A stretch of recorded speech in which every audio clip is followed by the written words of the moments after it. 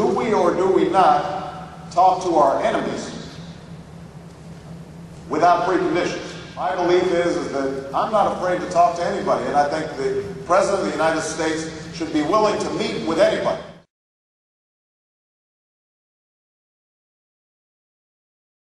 Now, that person may not like what I have to say. So if I'm talking to Iran, I'm going to tell them, we don't think you should have nuclear weapons. You're going to trigger an arms race, and we're going to stop it.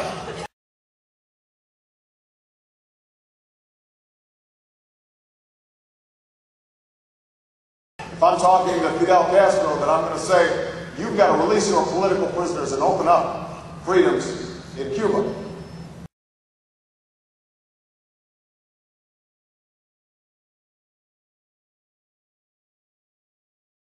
For me to have met with those individuals sends a message to the world that America is not so arrogant.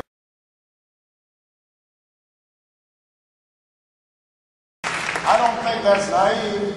I think that's right. And by the way, I'm not afraid to lose a propaganda battle with a bunch of dictators.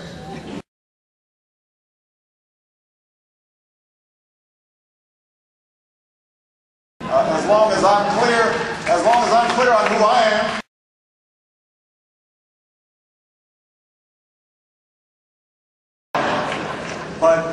But one of the things I had asked myself was, is there something I can do as a Democratic nominee for president that no other candidate who's in the field or thinking about it can do? And I have the capacity, I believe, to attract new people into the process.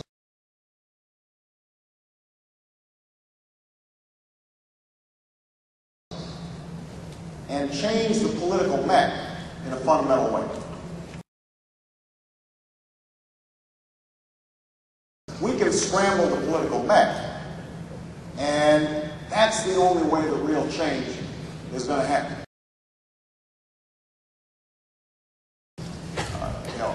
I have a very specific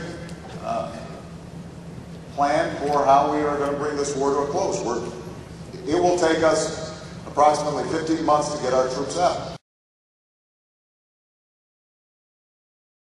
We'll have 9 million tons of equipment that we're going to have to get out, as well as 160,000 troops. It'll take about a year. As we are withdrawing troops, that then opens up the diplomatic space and the pressure on the Iraqi parliament.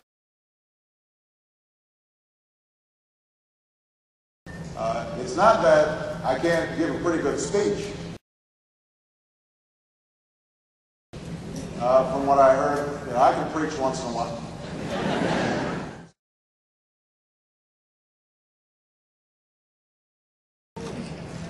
And part of it has to do with fear.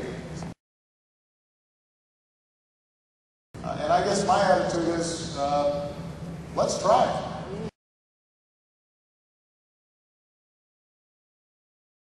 I say we can't do something. Let's take a chance and see if we can.